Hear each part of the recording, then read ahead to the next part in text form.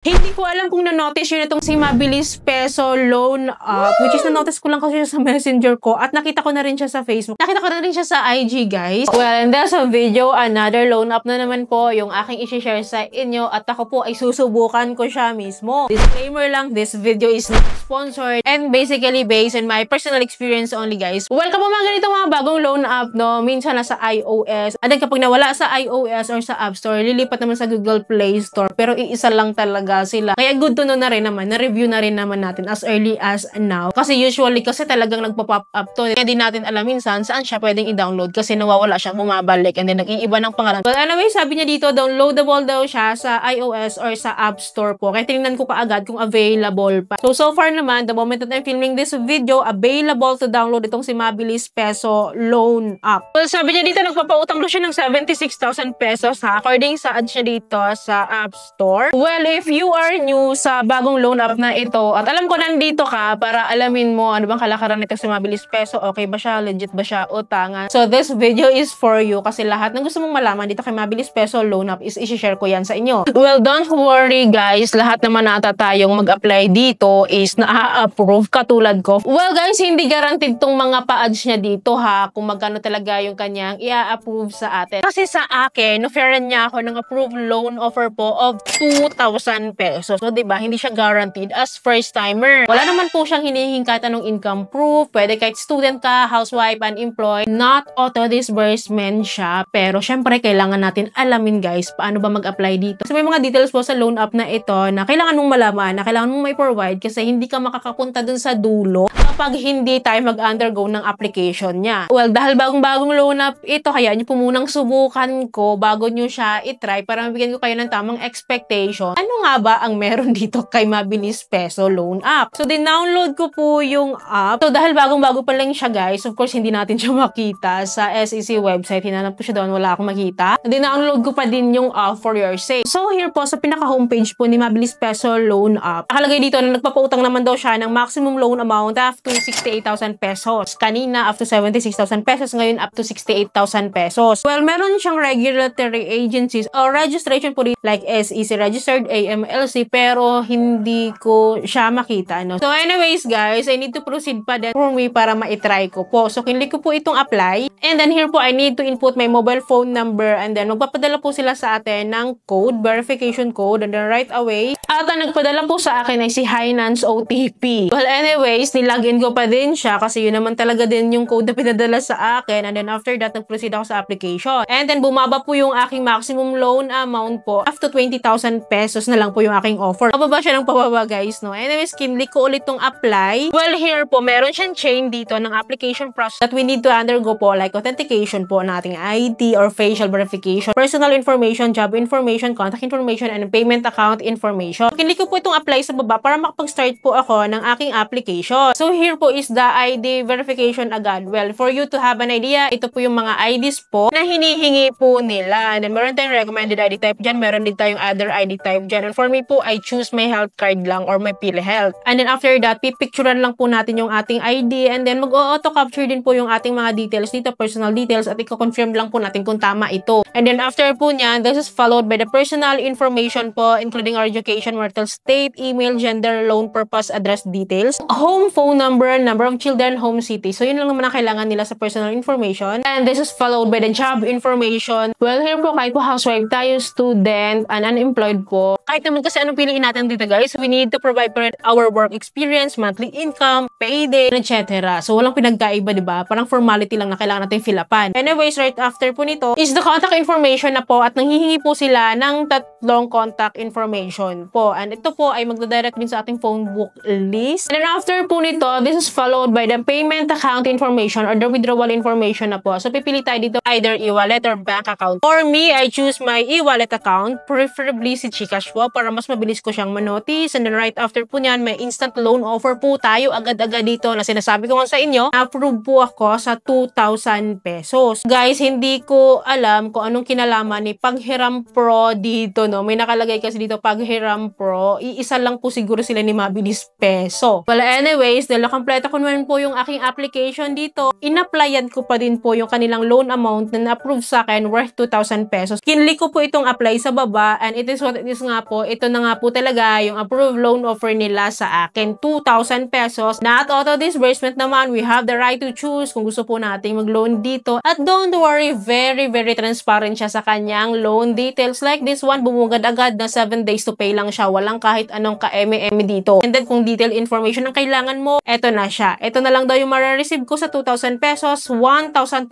O, diba? Napaka-transparent. Pero ang babayaran ko pa rin daw is 2,000 pesos. And then may processing fee siya na 667. Total interest fee of 13 pesos. And then meron siyang risk control service fee dito na 120. Ang dami, diba? At meron po siyang repayment dito sa baba na amount po worth 2,000 pesos within 7 days to pay. Very detailed yung info. Very transparent. Kaya hindi ka rin mababahala, no? Don't worry nga po, hindi naman sila magde-decide kung gusto nating mangutang. Tayo pa din magde-decide by clicking the next button if ever gusto nating itry ito. Well, if I were you, seeing this detailed information, loan summary details po ni Mabilis Peso Loan App, gusto mo pa rin bang mangutang knowing na sa 2,000 pesos, 1,200 na lang po yung ma-receive mo? 40% of our loan amount, guys, yun po yung hinihingi nila sa atin within 7 days to pay. Mabilis lang yung araw. Though, makakautang naman talaga. Based sa experience ko, yung mga ganitong format ng application, ng isang loan application po, nakapangutang na ako na ilang beses at madami na nangyari yon. Kaya masasabi kong nakakautang talaga sa mga ganitong loan app, lalo kapag malaki yung bawas. Nagpapautang talaga sila dyan. Pero kasi, pag-isipan din natin namang mabuti kung nakakatulong ba talaga yung amount na mauutang natin dito. Kasi okay lang sana kung may interest rates, no? Lalo kapag nangangailangan tayo. Pero knowing na hindi siya buong matatanggap, parang hindi ko siya matanggap. Kasi dapat magamit muna natin yung pera bago tayo magbayad, di ba? Ng ating interest or mga fees ba dyan. Hindi mabawas na nila mismo sa loan amount natin. Ako lang naman to ha, hindi ko siya marirecommend because of the high interest rate within the short period of time, 7 days to pay. At hindi siya buong matatanggap. Bagong-bagong loan app pa lang ito, hindi siya SEC registered. Hindi ko siya makita sa SEC website, kaya medyo makikiramdam muna ako dito. Kaya for me, it's